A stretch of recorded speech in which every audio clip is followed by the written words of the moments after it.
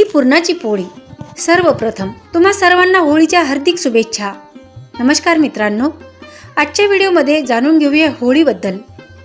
होळी हा रंग, प्रेम आणि वसंत ऋतूचा सण आहे, जो वाईटावर चांगल्याचा विजयाचा प्रतीक म्हणून साजरा केला जातो। यात प्रल्हाद आणि हिरण्यकश्यप यांच्या कथेचा आणि राधाकृष्णाच्या प्रेमाचाही संबंध आहे। होळी का साजरी करतात? वाईटावर चांगल्याचा विजय। होळीच्या पार्श्वभूमीवर हिरण्यकश्यप आणि प्रल्हाद यांच्यातील कथा आहे। हिरण्यकश्यप हा एक शक्तिशाली राक्षस होता, तर प्रल्हाद त्याचा पुत्र होता, जो भगवान विष्णूंचा भक्त होता। हिरण्यकश्यपने प्रल्हादाला मारण्याचा खूप प्रयत्न केला, पण शेवटी प्रल्हाद वाचला आणि हिरण्यकश्यप मारला गेला। वसंत ऋतूचे आगमन। होळी वसंत ऋतूच्या आगमनाचे प्रतीक आहे, जिथे निसर्गात नवीनता आणि उत्साह असतो। राधाकृष्णाचे प्रेम। होळी हा राधा आणि कृष्ण यांच्यातील शाश्वत प्रेमाचा उत्सव आहे।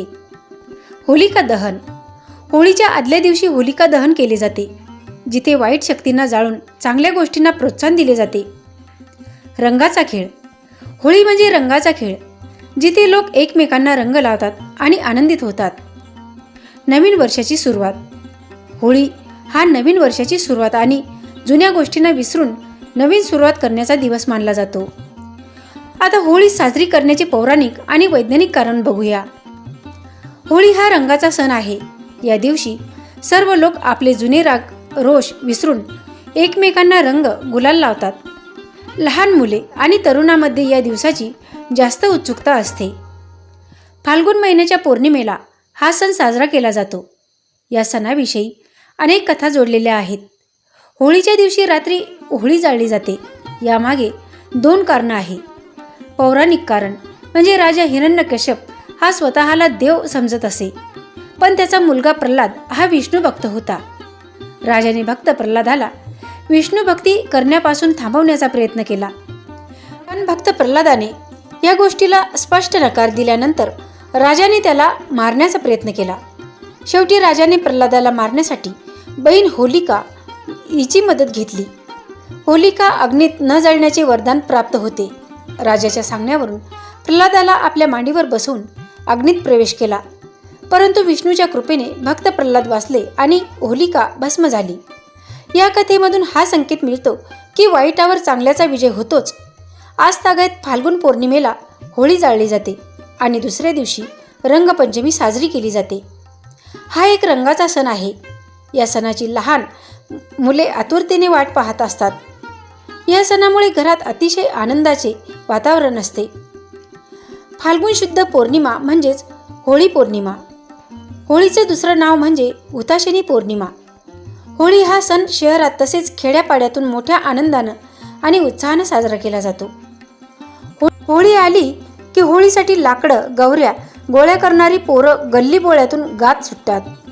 होळी रे होळी पुरणाची पोळी किंवा होळीला गवऱ्या पाच पाच डोक्यावर नाच नाच। लाकडं गवऱ्या गोळा केली, मग घराच्या अंगणात किंवा चौकात एक मोठी एरंडाची फांदी उभी करतात। त्याच्या भोवती लाकडं गवऱ्या रचतात। संध्याकाळ झाली की होळी पेटवतात। सवाष्णी, मुलं मुली, मोठी माणसं सर्वजण या होळीची पूजा करतात। होळीला पुरणपोळीचा नैवेद्य दाखवतात। जे जुनं आहे, कालबाह्य आहे, अमंगल आहे, त्याचा सर्वांचा जाळून नाश करायचा। नव्याच्या चांगल्याचा उदात्ततेचा स्वीकार करायचा। हाच होळीचा खरा संदेश आहे। आता वैज्ञानिक कारण बघूया। होळी हा सण म्हणजेच वसंत ऋतूचा प्रारंभ। हिवाळा संपून उन्हाळ्याची चाहूल लागण्याचा वेळ। निसर्गाचे चक्र शांततेकडून दाहकतेकडे जाण्याचा काळ। थंडीच्या दिवसात आपले शरीर हे सुस्त झालेले असते, यामुळे शारीरिक थकवा आल्यासारखे वाटत असते। वसंत ऋतूमुळे वातावरणात हळूहळू उष्णता वाढण्यास सुरुवात होते। होळी दहनामुळे प्रज्वलित झालेला अग्नी माणसाच्या शरीराला उष्णता प्रदान करत असतो। थंडीमुळे सुस्त झालेल्या शरीराला ऊर्जा मिळण्यास मदत होते। निसर्गातील हा बदल माणसाने स्वीकारावा, यासाठी होळी साजरी केली जाते। आता होळीच्या रंगावरून जाणून घेऊया माणसांचे स्वभाव। होळी हा रंगाचा सण आहे। रंग प्रत्येक माणसाच्या आयुष्यात एक नवी आशा, नवा उत्साह भरतात। या रंगाच्या मागे बरेच काही दडलेले आहे। रंगाने आपण आपापसातल्या वैमनस्य विसरून एक होतो. रंग प्रत्येकाच्या आयुष्यात आनंद भरतात. प्रत्येकाला कोणता ना कोणता रंग प्रिय असतो. चला मग आपण याच रंगावरून आपला स्वभाव जाणून घेऊया. कोणाला पांढरा रंग आवडत असेल तर त्यांचा स्वभाव सरळ, दयाळू, निस्वार्थी, साधाभोळा आणि मानवी गुणांनी संपन्न असतो. दुसऱ्यांना मदत करणे, कणखर आवाज, उंची, दृढता, आत्मविश्वास असे त्यांचे व्यक्तिमत्व असते.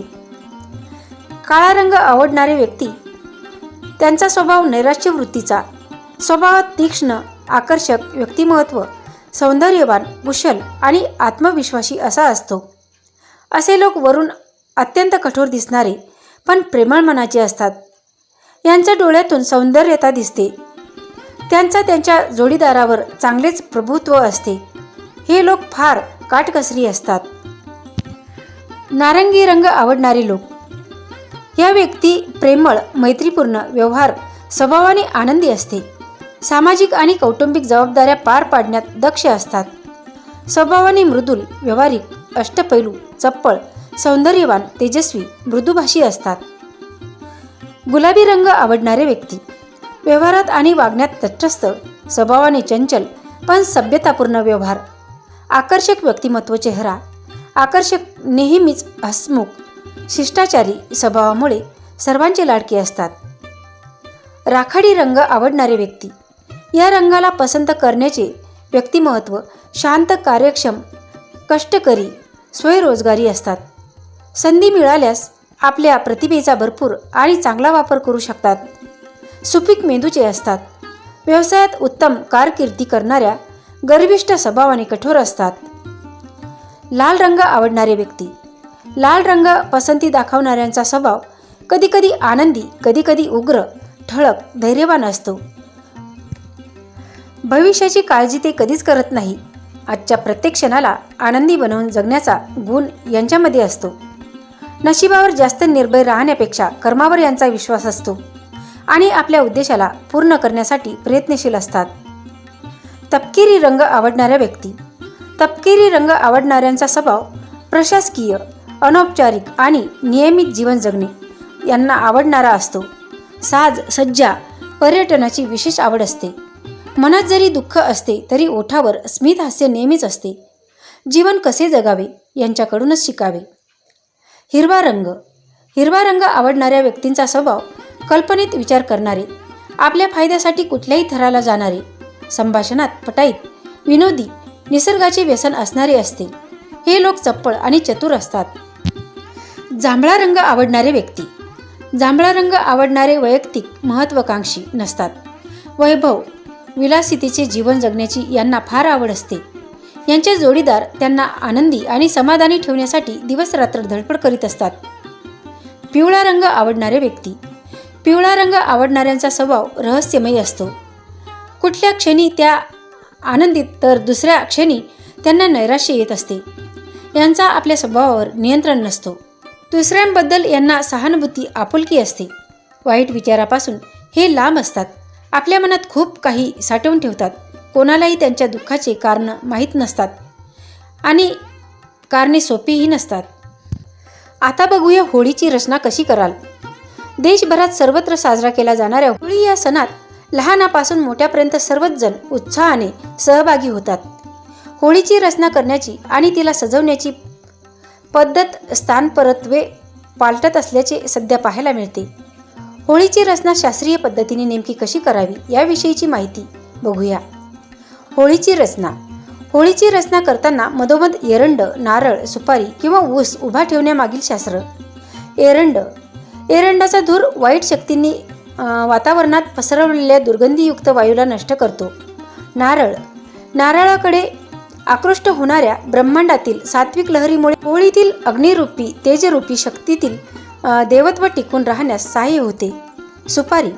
सुपारीचा मूळ गुणधर्म रजोगुण धारण करण्याचा असल्याने या रजोगुणाच्या सहाय्याने होळीतील तेजाच्या कार्य करण्याच्या गुणधर्मात वृद्धी होते.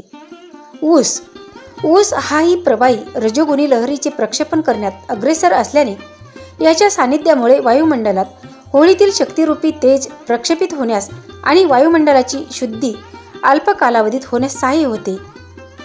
होळीची रचना करताना वापरावयाचे एरंड, नारळ, सुपारी किंवा ऊस यांचा आकार. ऊस संपूर्ण घ्यावा. ऊसाच्या खोडातून तसेच पानातून प्रवाही रजोगुणी लहरीचे प्रक्षेपण होत असते. हे खोड होळीतून घनीभूत झाल्याने अग्निरूपी तेजाला प्रवाही बनवून त्याचे वायुमंडलात कारंजासारखे प्रक्षेपण करते. हा रजोगुणात्मक लहरीचा तेजरूपी कारंजा परिसरातील तमात्मक लहरीचा नाश करतो. यामुळे वायुमंडलाची शुद्धी होण्यास सहाय्य होते. झाडाचे खोड. झाडाच्या खोडाची उंची 4 फुटापर्यंत असावी. होळीची रचना करताना तिचा आकार शंकूसारखा असण्यामागील शास्त्र. शंकूसारखा आकार इच्छाशक्तीचे प्रतीक आहे.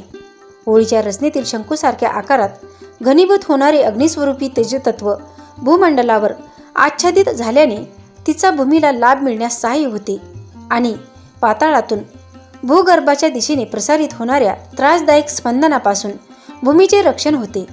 या रचनेतील घनीभूत तेजाच्या अधिष्ठानामुळे भूमंडलातील स्थानदेवता, वास्तुदेवता आणि ग्रामदेवता अशा क्षुद्र देवतांचे तत्व जागृत झाल्याने भूमिमंडलातील वाईट शक्तींच्या उच्चाटनाचे कार्य सहज साधले जाते. शंकूच्या आकारात घनीभूत झालेल्या अग्निरूपी तेजाच्या संपर्कात येणाऱ्या जीवाची मनशक्ती जागृत होण्यास सहाय्य झाल्याने त्याच्या कनिष्ठ स्वरूपातील मनोकामना पूर्ण होऊन त्याला इच्छित फलप्राप्ती होणे शक्य होते. आता बघूया होळीचे लाभ आणि ते होण्याची प्रक्रिया आणि होळीचे पुरुषभर उंची. साधारणतः होळीमुळे मध्य वायुमंडल आणि भूमीलगतचे वायुमंडल शुद्ध होण्याचे प्रमाण जास्त असते. साधारणतः पुरुषभर उंचीची होळी बनवल्याने तिच्यातून प्रक्षेपित होणाऱ्या तेजाच्या लहरीमुळे ऊर्ध्व दिशेने वायुमंडल शुद्ध होऊन त्यानंतर ती ऊर्जा जडत्व धारण करून मध्य वायुमंडलात तसेच भूमीलगतच्या वायुमंडलात घनीभूत होऊ लागते. म्हणून होळीची उंची साधारणतः 5 ते 6 फूट असावी. म्हणजे शंकू स्वरूप पोकळीत तेजाच्या लहरी घनीभूत होऊन त्याची आवश्यक ती ऊर्जा मध्य मंडलात सिद्ध होण्यास सहाय्य होते. स्थान आणि वेळ बघूया. देवळासमोर किंवा सोयीच्या ठिकाणी पौर्णिमेच्या सायंकाळी होळी पेटवायची असते. बहुधा ग्रामदेवतेसमोर होळी उभी केली जाते. श्री होलिका पूजनाचे स्थान शेणाने सारवून आणि रांगोळी घालून सुशोभित करतात. मधोमध एरंड, माड, पोकळी अथवा ऊस उभा करतात. त्याच्या भोवती गौऱ्या आणि सुकी लाकडे रचतात. प्रथम कर्त्याने शुचिर्भूत होऊन आणि देशकालाचा उच्चार करून सह कुटुंबस्य मम डुंडा राक्षसी प्रीत्यर्थम तत्पीडा परिहारार्थम होलिका पूजनम हम करिष्ये असा संकल्प करावा आणि नंतर पूजा करून नैवेद्य दाखवावा. त्यानंतर होलिकाय नमः असे म्हणून होळी पेटवावी.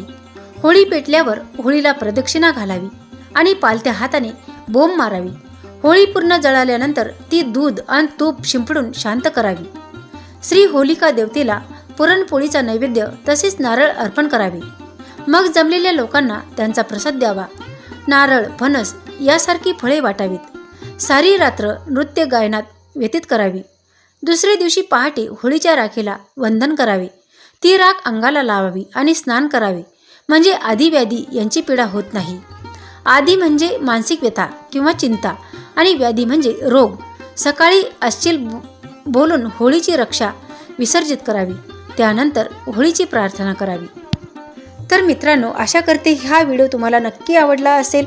जर ही माहिती तुम्हाला आवडली तर कमेंटमध्ये सांगा. चॅनलवर कुणी नवीन असाल तर चॅनलला सबस्क्राईब करा. हा व्हिडिओ जास्तीत जास्त लोकांपर्यंत शेअर करा. व्हिडिओला लाईक केल्याशिवाय जाऊ नका. धन्यवाद.